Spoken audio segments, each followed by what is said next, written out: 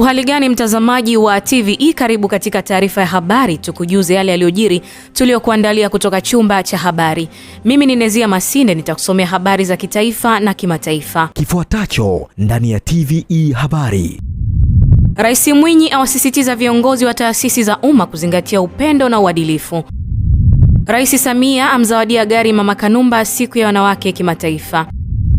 Katika habari za kimataifa, watu 100 wafukiwa na maporomoko ya ardhi huko Masisi nchini DRC. Karibu mtazamaji wa TVE, na moja kwa moja tuanzie na Rais wa Zanzibar na mwenyekiti wa Baraza la Mapinduzi Dr. Hussein Ali Mwinyi amewasisitiza viongozi wakuu katika taasisi za umma kuzingatia upendo, uadilifu na haki katika kuwasimamia wanaowaongoza na utekelezaji wa majukumu yao. Taarifa hii inasomwa na Mrisho Mapeo. Rais Dr. Mwinyi ameyasema hayo Machi 8 katika kongamano la 3 la kiimani kwa viongozi wa Serikali ya Mapinduzi ya Zanzibar lililoandaliwa na afisi ya Mufti Mkuu wa Zanzibar, lililofanyika katika ukumbi wa Sheikh Idrisa Abdul Wakil Kikwajuni, mkoa wa Mjini Magharibi. Ameeleza kuwa kongamano hilo ni msingi muhimu wa kukumbushana umuhimu wa kuzingatia maadili katika utumishi wa umma na jukwaa muhimu la kujifunza uwiano wa kazi kwa misingi ya kiimani, jambo litakaloleta mafanikio na ufanisi katika utendaji wa taasisi za serikali. Usipokuwa mwadilifu, huwezi kuendesha ofisi vizuri. Kwa hivyo swala la uadilifu, na hii inatolea mfano tu kwa makatibu wakuu, lakini hii inahusu wakuu wa taasisi, inahusu wakurugenzi, inahusu sote ambao tuko katika nafasi za uongozi. Maadili, swala la maadili limezungumzwa mara kadhaa, na kubwa katika hapa ni kutoa haki. Lazima uwe mwepesi wa kutoa haki kwa kila mmoja. Aidha, Rais Dr. Mwinyi amekemea suala la upendeleo katika taasisi za umma na kuwasisitiza viongozi kuwa mfano mwema kwa watu walio chini yao, pamoja na kuonesha upendo na kuwapenda wanaowaongoza na kuwa tayari kupokea ushauri wao. Akihitimisha hotuba yake, Dr. Mwinyi amewataka viongozi kuyapokea maelekezo yaliyotolewa na mashehe katika mada zilizotolewa katika kongamano hilo na kuwa nyenzo ya kubadilika katika utekelezaji wa majukumu yao na kutanguliza imani. Nitoe wito sisi viongozi kutekeleza majukumu yetu kwa uaminifu, kwa uaminifu na uadilifu, pamoja na kuwa mfano mwema na wa kuigwa kwa wale tunaowaongoza. Kama tulivyoelezwa hapa, kuwa kiongozi ni kioo na kigezo chema kwa wale anaowaongoza. Tunajifunza pia kupitia mafundisho ya Mtume wetu Muhammad sallallahu alaihi wasallam pale aliposema kuwa sote ni wachunga na tutaulizwa kila mmoja na alichokichunga. Hivyo basi, tuna wajibu wa kusimamia vyema majukumu yetu kwa haki na uadilifu ili tuweze kufanikiwa katika maisha haya ya duniani na ya kesho mbele ya haki. Rais Dr. Mwinyi ameipongeza afisi ya Mufti Mkuu wa Zanzibar na Wizara ya Nchi, afisi ya Rais, Katiba, Sheria na Utumishi wa Utawala Bora kwa kuandaa kwa mafanikio kongamano hilo kwa miaka 3 mfululizo.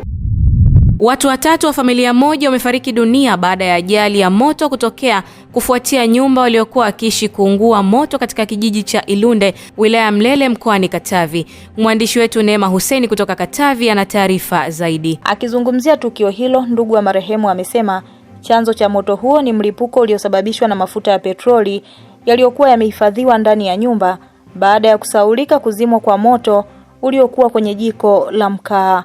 Wale majirani wakaja kule kukuta, wakaona ule moto.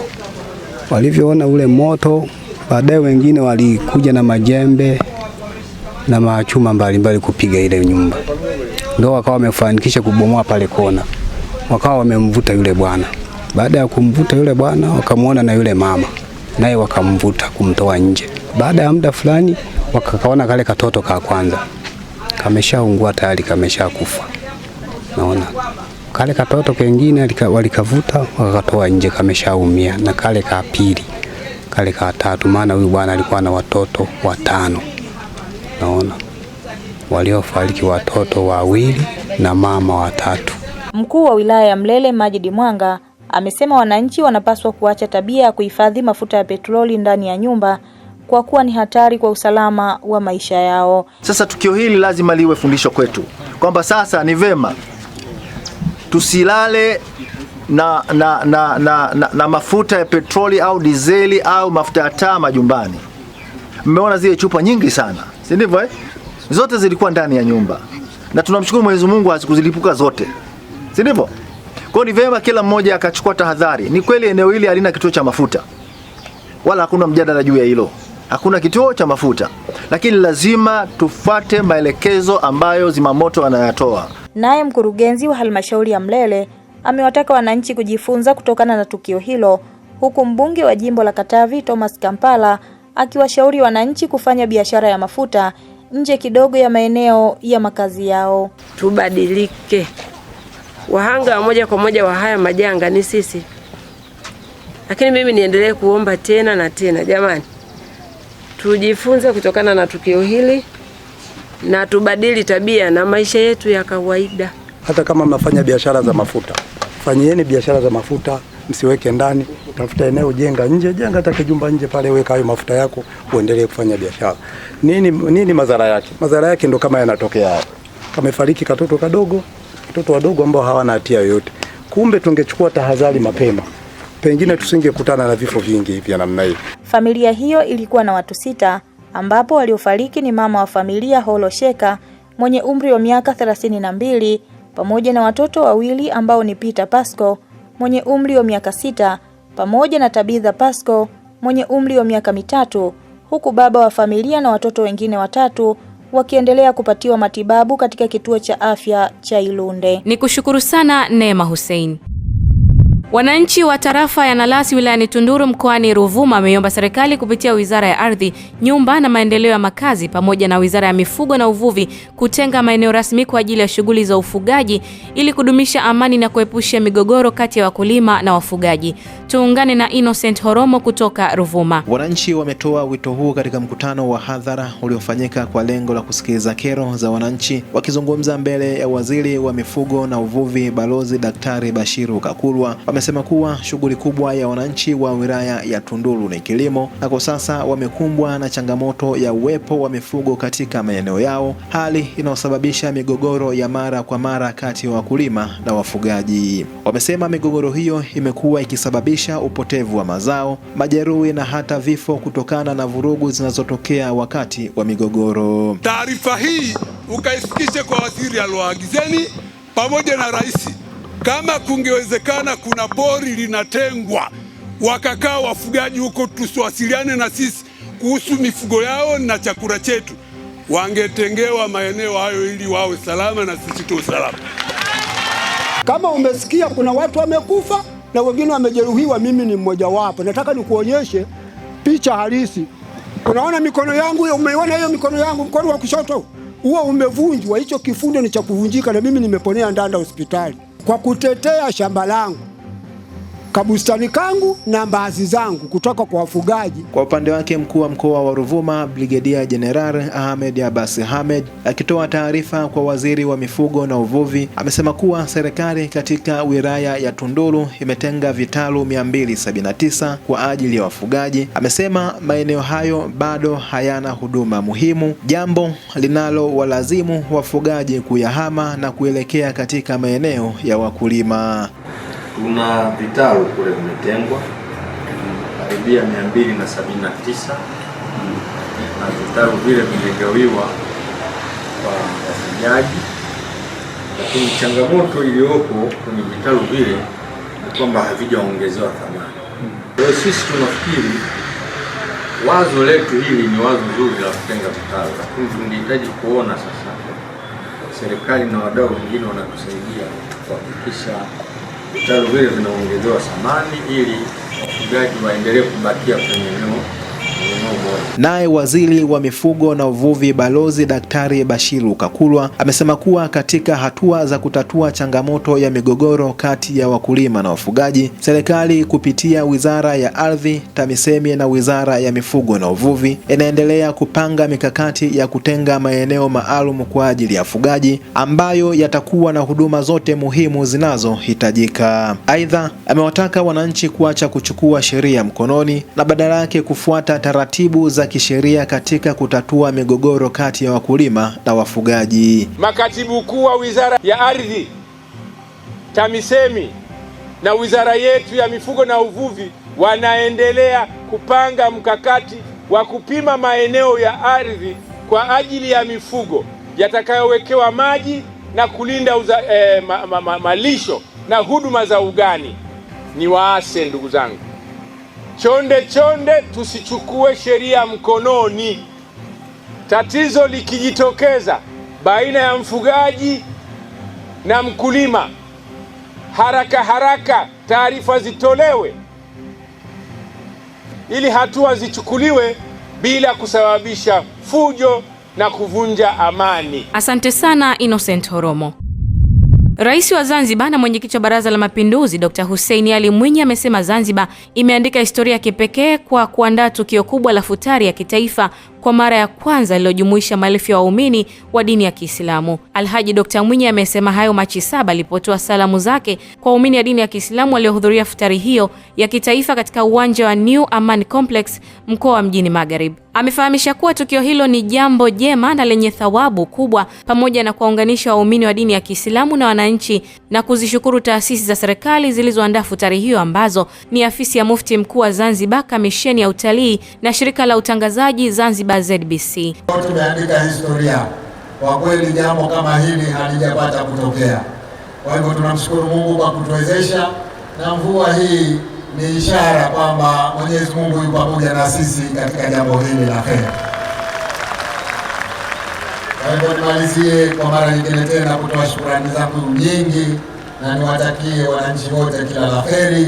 Mwenyezi Mungu atukubalie saumu zetu, atusamehe madhambi yetu na inshallah atuwezeshe tudiriki usiku wa Lailatul Qadr. Kwa upande wake naibu mufti wa Zanzibar Sheikh Mahamudi Kufutari Musa Wadi ameeleza kuwa tukio la pamoja linaongeza mapenzi, upendo na kuondoa chuki pamoja na kuwaunganisha waumini wa makundi mbalimbali ya waumini wa dini ya Kiislamu. Pia huwaunganisha maskini na wale walio daraja la juu. Hivyo basi upendo uzidi kati yao. Allah Subhanahu wa Ta'ala anatuambia wataawanu 'ala albirri wattaqwa wala taawanu 'ala alithmi wal'udwan. Allah anatuhimiza tusaidiane katika mema na tuache kusaidiana katika maovu. Naye katibu mtendaji wa Kamisheni ya Utalii Zanzibar ndugu Arif Abasi Manji amesema wametumia jukwaa hilo la futari ya kitaifa kwa tukio kubwa la kuitangaza Zanzibar kimataifa katika juhudi za taasisi hiyo za kutangaza utalii wa Zanzibar. Mheshimiwa Rais, watu wengi wamekuwa wakijiuliza kwamba sisi Kamisheni ya Utalii tumeingiaje kwenye shughuli kama hii. Kwa muda wa miaka takriban 30 Kamisheni ya Utalii tumekuwa tukijitangaza kwa exhibition zaidi, tumeenda kwenye maonyesho tofauti duniani, lakini kwa maelekezo yako ulituambia kwamba tuanze kujitangaza kwa matukio makubwa. Hivyo leo tumeonyesha dunia kwamba hapa Zanzibar tunaweza tukafutarisha watu zaidi ya 15.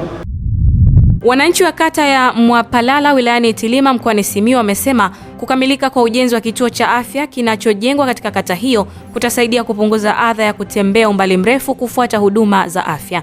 Taarifa hii na Joel Maduka kutoka Simiyu. Wananchi hao wamesema kwa sasa wanalazimika kutembea umbali wa zaidi ya kilomita 15 kufika kwenye vituo vya afya vilivyo mbali na makazi yao, hali inayosababisha changamoto hasa wagonjwa na wajawazito pamoja na watoto. Kama ukipata shida ya kwamba umeuguliwa na ndugu yako, mtoto wako, kwa tunasumbuka sana kwa ajili ya kupata huduma au kwenda kutibiwa. Kwa kweli tulikuwa tunatozwa gharama kubwa sana kwenye kituo cha hapo Mission. Tulikuwa tunatembea kama kilomita 15 toka hapo tulipo kwenda kufikia ile zahanati ya ya misheni. Moto tulizokuwa tunazipata ni changamoto kubwa.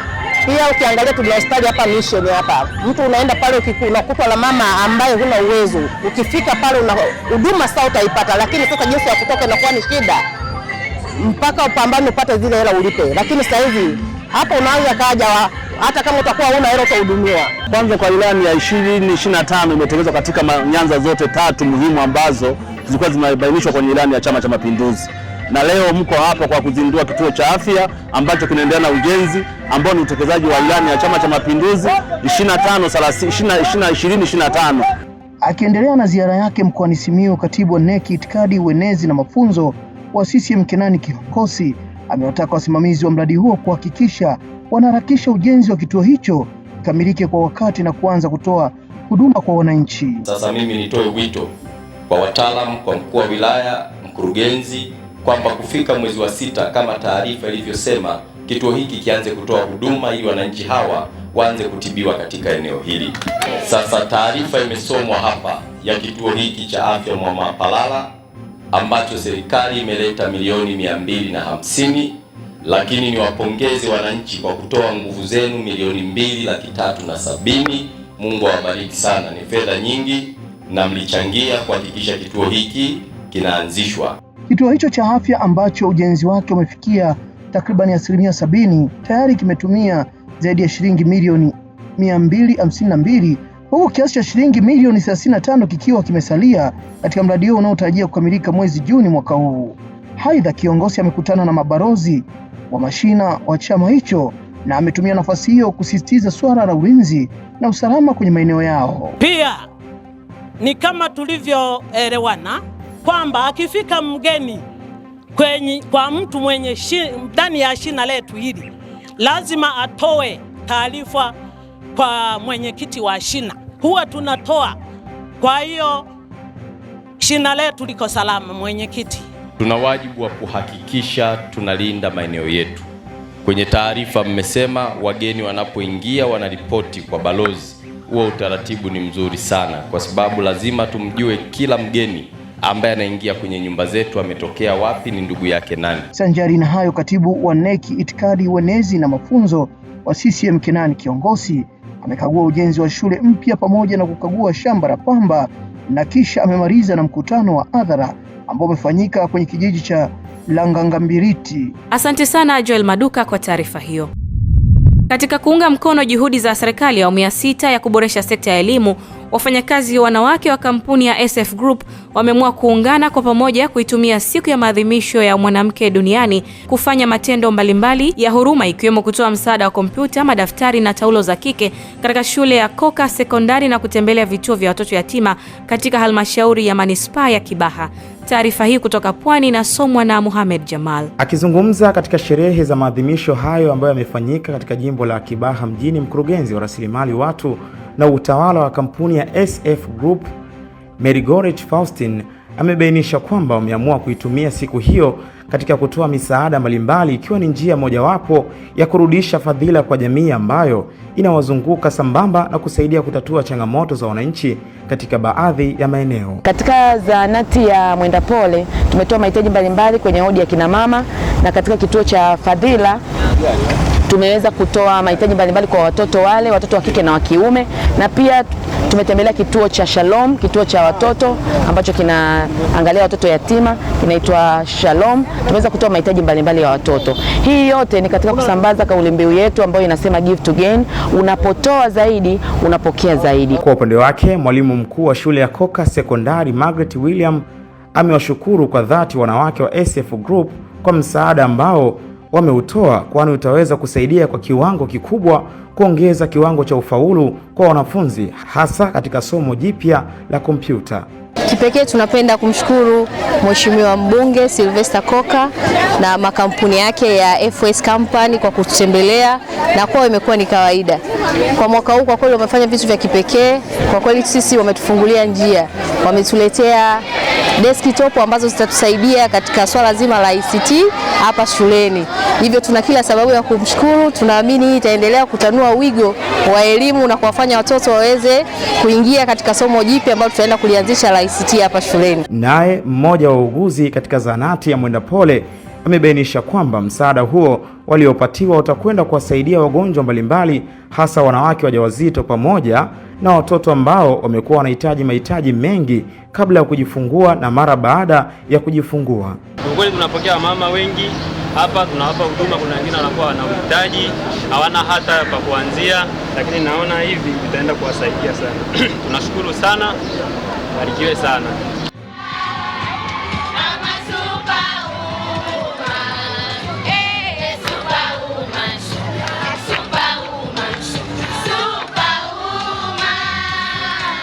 Wanawake wa SF Group wametumia maadhimisho ya siku ya wanawake duniani kufanya matendo ya huruma katika sehemu 4 ikiwemo kituo cha watoto yatima cha Fadhila, Shalom, zahanati ya Mwenda Pole pamoja na kutoa msaada katika shule ya Koka Sekondari, huko kauli mbiu yao ikisema give to gain, ikimaanisha toa upokee. Mkuu wa mkoa wa Dar es Salaam Albert Chalamila ameongoza wanawake wa mkoa huo katika maadhimisho ya siku ya kimataifa ya wanawake kimkoa iliyofanyika kwenye viwanja vya Barafu Mburahati wilayani Ubungo, ambapo kupitia maadhimisho hayo amemkabidhi mama wa marehemu Steven Kanumba, Mama Kanumba, gari aina ya Harrier iliyotolewa na Rais wa Jamhuri ya Muungano wa Tanzania Dr. Samia Suluhu Hassan.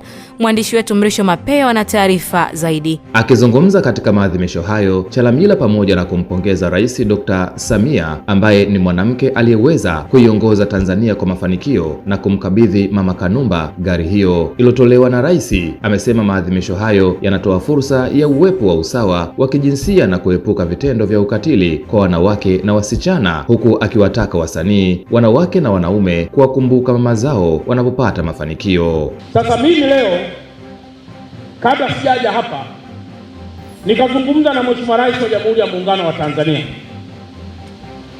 Lakini katika kuzungumza naye akaniambia ameona kwenye mitandao ya kijamii huyu Florence akiwa anamuomba msaada Mheshimiwa Rais, lakini Mheshimiwa Rais akagundua kwamba kwa sababu mwanaye ndiye alikuwa mtunzi mzuri sana wa filamu ya Johari, filamu ya Dangerous Desire, filamu ya Ndoa Yangu, filamu ya Divo Kingdom, filamu ya Uncle JJ na kadhalika, Mheshimiwa Rais akawa amekwisha yaona yale machozi ya Mama Florence Angela, na kwamba pengine leo iwe ni siku pia sio tu ya kumuona Mama Angela kama mama shujaa aliyezaa chema tunachoendelea kukiona leo, lakini pia iwe message kwa mtu anayebarikiwa katika maisha kwamba ukipata matunda mazuri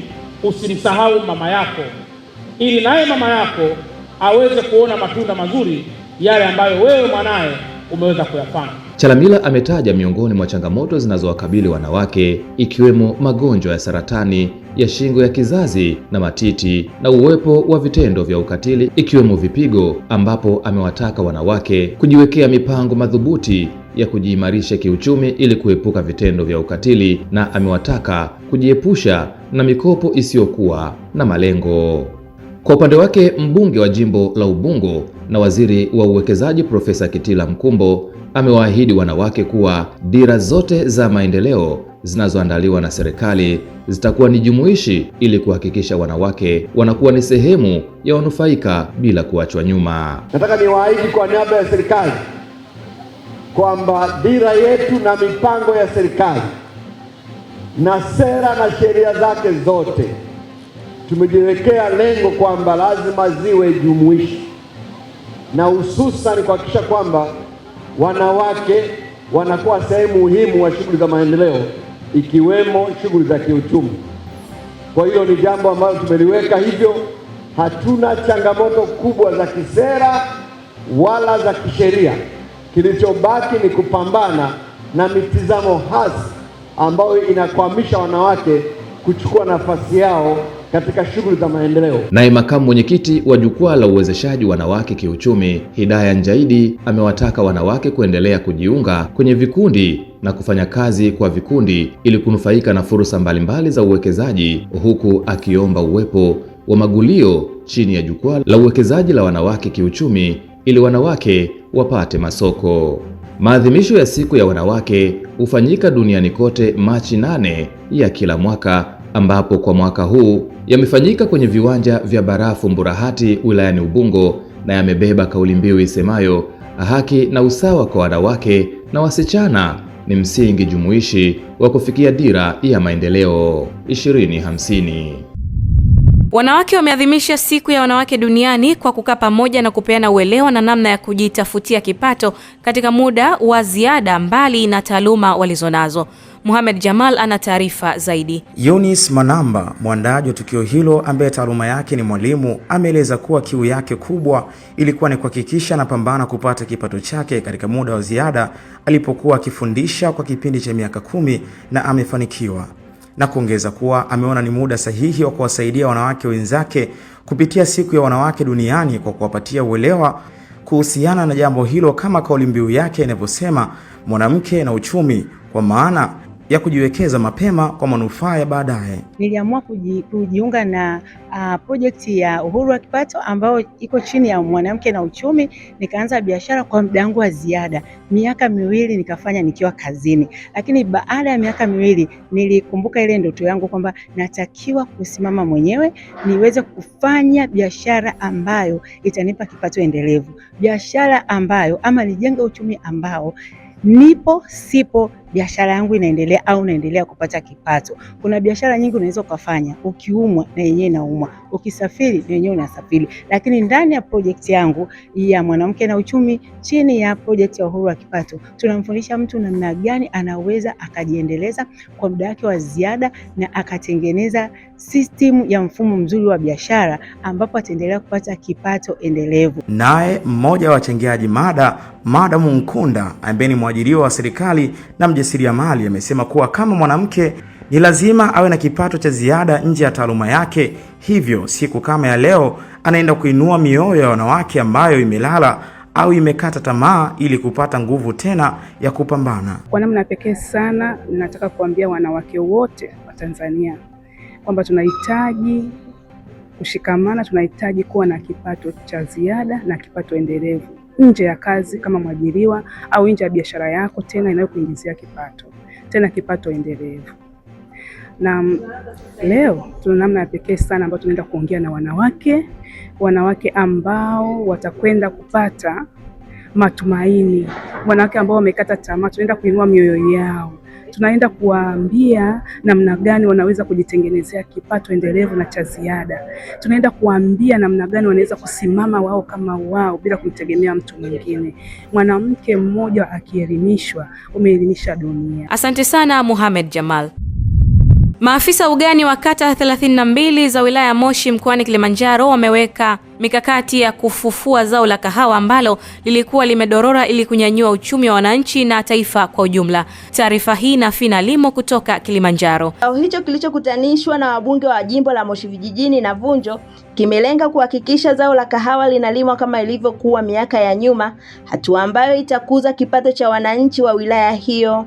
Wakizungumza katika kikao hicho, maafisa ugani hao wamesema wameweka mikakati 4 ambayo watakwenda kuanza kuitekeleza, ikiwa ni pamoja na kupima afya ya udongo na kupanda miche ya kahawa ambayo itastawi kulingana na udongo wa eneo husika. Sasa hivi bado kuna maeneo ambayo kahawa bado inahitajika kuzalishwa zaidi.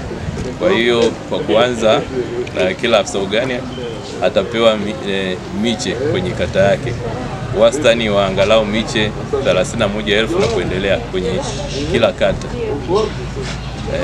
Miche hiyo itakapopatikana, kila afisa ugani atahakikisha kwamba mashimo yanachimbwa, ataenda kukagua, na afisa ugani ndio atakayeshiriki kugawa miche hiyo kwa wakulima wale ambao wanaonyesha mwelekeo wa kushiriki katika uzalishaji wa zao la kahawa, kuliko utaratibu wa zamani ambapo ilikuwa anachukua kiongozi wa chama cha ushirika. Sasa hivi afisa ugani atakuwa anagawa moja kwa moja ile miche ya kahawa yeye mwenyewe. Mbunge wa jimbo la Moshi Vijijini Morris Makoi amesema tayari serikali imetoa miche milioni 100 ya kahawa kwa ajili ya kufua zao hilo ambalo ni miongoni mwa mazao ya kimkakati nchini yanayopigiwa chapuo na serikali ili uzalishaji wake uongezeke maradufu. Unajua, hivi karibuni nimekuwa na mkakati wa dhati kabisa wa kufua zao la kahawa ili kusaidia wananchi wa jimbo langu waweze kujijengea uchumi na vile kuondokana utegemezi. Na kama unavyojua, zao la kahawa baada ya kuwa limeanguka hali ya jimbo la Moshi Vijijini kwa wananchi kwa kweli kiuchumi imekuwa ni tata kidogo. Sasa leo nimekutana na maafisa ugani 55, lakini pia nikimwakilisha mheshimiwa mbunge wa jimbo la Vunjo, Mheshimiwa Enoch Zaro Kikohola. Lakini mkakati wetu wa pamoja ni kufufua zao la kahawa, na tunafufua kuanzia miche milioni 1 ambayo serikali inatupa kuanzia mwezi huu wa 4. Miche hii tunataka tuhakikishe imeingia shambani kwa ukamilifu na isimamiwe moja kwa moja na maafisa ugani. Kwa hiyo miche yetu hii tutaigawa kwa maafisa ugani, na maafisa ugani tumewapa kazi kuanzia leo wakafanya uratibu wa kuandaa mashamba, waandae wananchi, mbolea iandaliwe na wachukue udongo kwenye kila shamba la mkulima ambaye atatakiwa kuotesha miche hiyo. Zao la kahawa ambalo miaka ya nyuma lilijizolea umaarufu kwa kukuza uchumi wa mkoa wa Kilimanjaro, miaka ya hivi karibuni uzalishaji wake umeonekana kushuka kutokana na sababu mbalimbali zikiwemo za masoko, hali ambayo imefanya viongozi kuanza uhamasishaji wa kilimo hicho ili kurudisha zao hilo kwenye nafasi yake. Mtazamaji, hii ni taarifa ya habari na mimi ni Nezia Masinde. Tupate mapumziko mafupi kisha tutaendelea na taarifa ya habari. Kifuatacho ndani ya TVE habari. Katika habari za kimataifa, watu 100 wafukiwa na maporomoko ya ardhi huko Masisi nchini DRC.